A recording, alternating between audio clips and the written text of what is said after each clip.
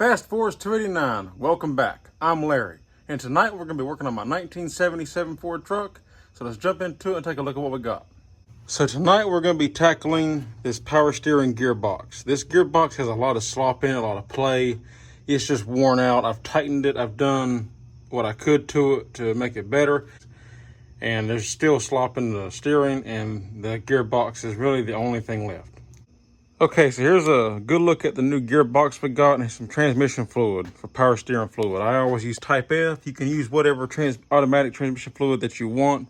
It don't matter on power steering, but I just always use Type F just because it's my personal preference. You will not need this many quarts. You shouldn't really need no more than a couple quarts at the most, but probably only about a quart, honestly. But I picked up all this just to have extra because I like to always keep extra laying around. But this is the power steering gearbox. Now, this is from a company called A Premium.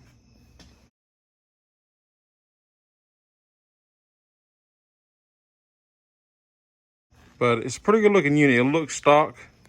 Of course, it doesn't have, the Ford part number or anything. But, I mean, just to look at it, it looks exactly like the original unit.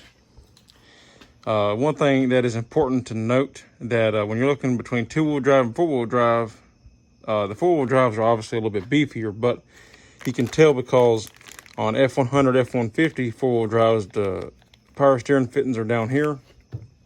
On a two-wheel drive, they're up here, up at the top.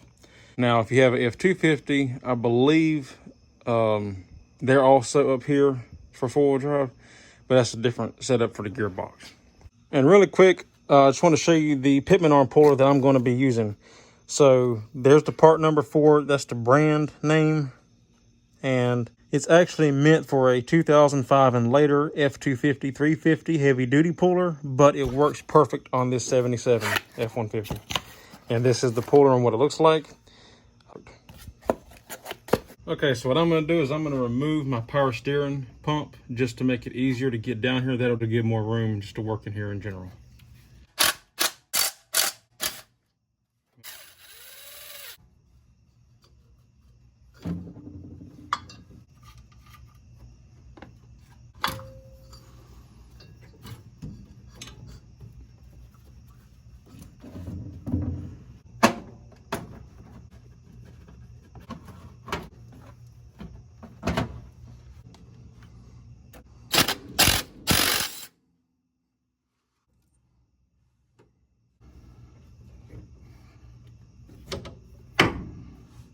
So there's two lines down here that you have to take loose. One's a half and the other one's a 5/8. They're hard to see from the top, but the easiest way to get them broke loose is from the top. I put my wrench on there and I can get it in here at like an angle like this. And since they're tight, I take my hammer and tap the wrench and it would break it loose, then you can get to them real easy. Okay, so you can kind of see right there, see the two lines? That's the two lines that come from underneath. Just take them two lines out and then we can move on to the next step. All right, so next step is we got to remove our pitman arm here. Now, you don't have to disassemble your linkage or nothing. What I do is just take the nut here off and then press this off and then just leave it all together. When you put the new gearbox in, you can just slide it up there, tighten it down, and you're done. The size of that nut is a 1 5/16.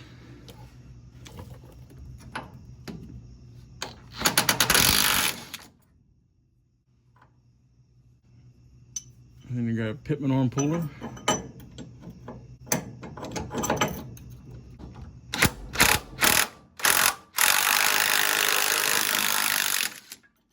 so. Now that's out.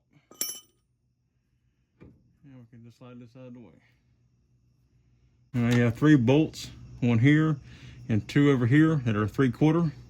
So I'm gonna take the 3 bolts out, and since it pretty much rests on top of the frame, it should just be able to sit there. So it should be fine. I'm gonna take these bolts loose and see if it'll sit there. That came out easy. And there is the welded thread nuts in the frame to hold this, so there's no nut on the back side that you have to mess with.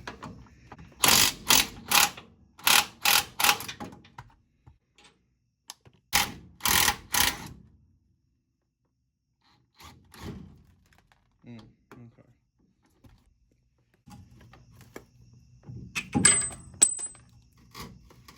And then, like I said, it should sit there.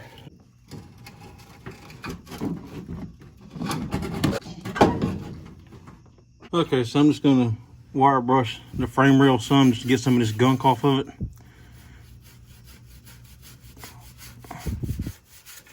Okay, so got the top rail cleaned up, looking good. Now I'm gonna go underneath and do the side and bottom part of the frame rail. Okay, we're all done on the side now, so we're ready to put the new gearbox in. So I'm gonna go ahead and drop it in from the top and come back down here and get it bolted in.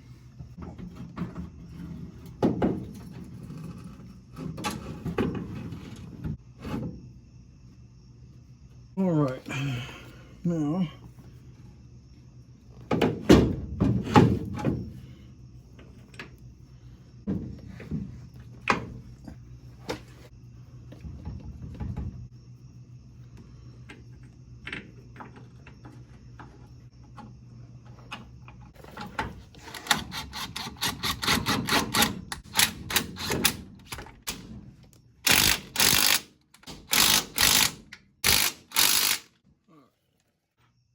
we can put our pitman arm on. And I am using my original nut over just because I like it better. The new one seems metric for the socket size, even though it's the same thread. So, but before I do my pitman arm, I'm gonna go and hook my lines up first because they're the most difficult thing to get to. All right, so I went in and hooked the cooling line, the power steering lines up, and surprisingly they were easier than I expected them to be. So that was good. Now, before we hook the pitman arm up, there was something I forgot to do. So I'm gonna hook the steering shaft up top first, and I'm gonna check it to make sure that this is centered. They usually ship them to you centered already, but there is a stop inside this gearbox. So I want to make sure that it's centered left or right. Now this pitman arm will not go on but so many ways, because you see you got like fine teeth and then one coarse tooth, you got 4 of them. So that pitman arm will only go on 4 different ways. And it'll either be pointing this way, pointing that way, pointing straight back, or pointing that way.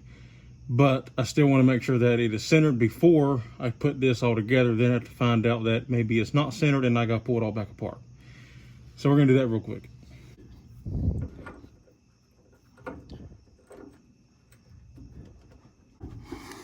So just to check it, that's good enough. We can slide it on the rest of the way once we make sure it's good. Okay, so how you want to check to make sure that your steering box is centered. Our steering wheel is straight. So we're going to count how many turns to the left it takes till it stops. Then we're going to count back to center and then do the exact same going to the right. So if we count, we have 1, 2, and it stops. So we're going to go back 1, 2. All right, that's centered. Now we go 1 and 2. And it stops. So we are centered. So we go back 1, 2. Now we're back to the center. So now we know that we are good. We can go put our pitman arm on and we know we're good to go. Okay, so I forgot to get it on camera, but I went ahead and hammered my, I just tapped this down. It's a really tight, snug fit, which is a good thing. That's what you want. But I had to kind of tap this down a little bit onto the splines. But being a new spline, it just fit really tight, which is, like I said, that's a good thing. So I just tapped it on down with the hammer, and now I can run my bolt back in.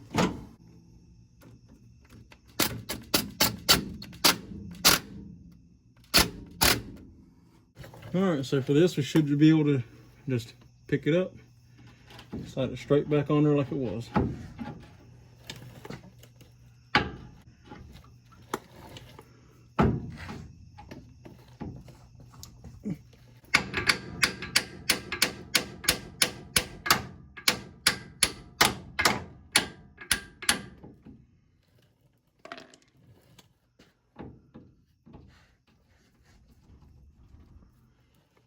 Just like that.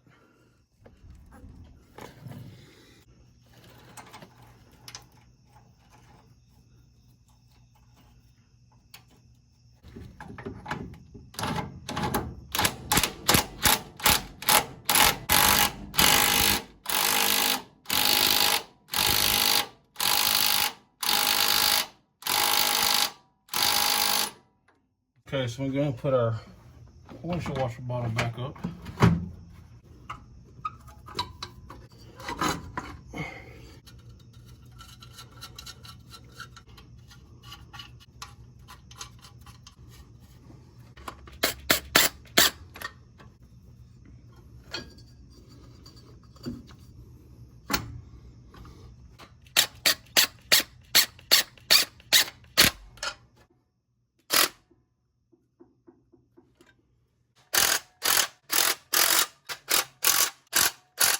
Okay, so now we can check our fluid and top it off. You can see how we're low right now. So we're going to top it off and then crank it up and bleed the system.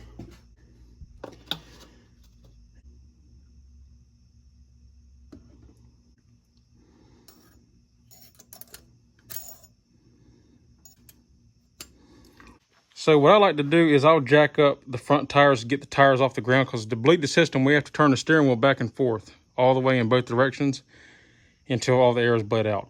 And it's easier just take the tires off the ground, especially with tires this big. And you hear how the pump's kind of whining a little bit already. It's already sucked that fluid down, so we're going to top it off.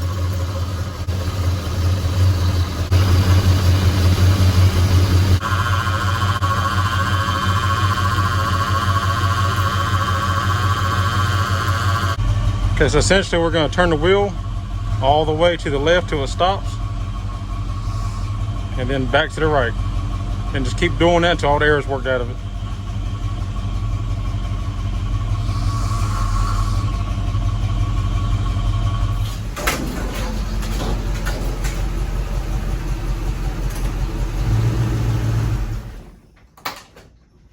So whenever I was bleeding the system, you've seen how I turned the wheels back and forth. I kept doing that. Now, for some reason, I don't know exactly why, but the first time that I shut the truck off after bleeding the system and making sure that it was full is when I shut the truck off, for some reason, it shot the dipstick tube up and out and slung it down there and landed on the frame rail. And that's why you see oil spots up here. It flung oil. I don't know why it did that. Unless the only thing I can think of is there might have been maybe a big air bubble stuck inside, and that was its way of getting pushed out. Because after it did that, I topped the fluid back off, because after that it wouldn't even touch the stick. So I topped the fluid back off and everything was quiet and ran good, and it hasn't done it again. So I'm assuming it was probably just an air bubble stuck in there. Not a big deal, but it did make kind of a mess down here on the frame, or on the rear end, or the front end I should say, the differential. But other than that, I mean, it's dry. I don't have any leaks on the lines. There's no leaks coming out of where the steering shaft goes. There's no leaks down there by the pitman arm. You can see how everything is nice and dry. And it looks good. So I'm happy with how it turned out. It is very nice. Now, I went and drove the truck a little bit, and it is tighter than it was. However, it's not quite as tight as I thought it would be, in the sense of, I think that what it is four-wheel drives. I don't think you could ever get a four-wheel drive as tight as a two-wheel drive. And the reason for that is because four-wheel drives have a panhard bar, essentially, a stabilizer bar on the front, which helps keep because you got a solid axle under the front here, it helps keep it centered under the truck. But if you crank up a four-wheel drive and you turn the wheel with it just sitting still, you can actually see the front of the truck move back and forth because of the wheels putting tension on that rear, or that differential bar, moving it back and forth. So I think that's part of it. I have changed those bushings in the panhard bar, or stabilizer bar, whatever you want to call it. And that did help back when I did it, because I did it right after I bought the truck.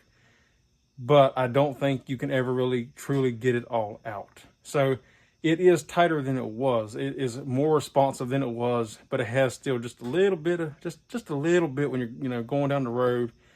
But when you're making like a turn, you don't really notice it. Like going down the road, you can rock the steering wheel and you can feel a little bit, but it's still, like I said, tighter and more responsive than it was before. And like I said, when you're making like a turn, or pulling into a parking spot or whatever, it does feel tighter. It steers easier. It steers smoother. It's quieter now. So it is a better deal. It is an improvement from what I did have. It's just not quite as tight as I was expecting it to be. Whereas like a two-wheel drive, you turn the wheel going down the road, it moves the truck. This one still has that little, just a little bit of play in it. And I think that's what's causing it. And here I'll show you what I mean. Like, so I'm gonna take the steering wheel and I'm gonna move it back and forth like this, and you can watch the front of the truck and see it move. So you see how the truck is moving as I turn the wheel.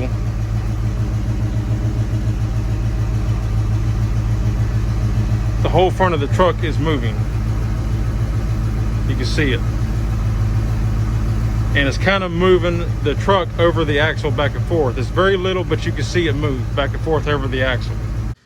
And just in case you're not familiar with what I'm talking about, this is that bar that I'm talking about, like a panhard bar. See, it attaches to the differential, and it runs along, and it comes over here and mounts to the frame right back there. And that's essentially what keeps the rear end centered under the front of the truck. But as you turn, you can see the whole front of the truck kind of shift above the differential. So with that, I just wanted to show you that to give you an understanding of what I'm talking about in case you didn't quite understand what I was talking about. So, but that's it. I mean, like I said, it's still a good install. It is better than what it was. So I'm happy with it, and I'm pleased with how it turned out. So that's all there is for this video. I just wanted to share that with y'all. Turned out great, and I couldn't be happier with it. The company that made the box will rebuild it. I think it's an original case. They probably just rebuilt it, but whether it's new or not, I actually think it is a new box. When I ordered the website, I think it says new on their website. But either way, great. It was a little pricey. I think it was about $450. But I'll be honest with you, I'm surprised it ain't more, because these gearboxes for these trucks, two-wheel drives included, have gone up over the years. I remember when you could buy one for around $250, $300, and usually from what I find, especially for a new one, they want like $600. So I found this one. It was what I consider a good deal, and it's turned out great. So I couldn't be happier with it. So that's all there is for this video. If you like the video, give me a thumbs up. I'd appreciate it. If you're not subscribed, consider subscribing. I'd appreciate that as always. If you have any questions, comments, or concerns, leave them in the drop box down below and I'll get back to you. And that's all there is for this one. So until next time, I'll see y'all in the next one. Take care.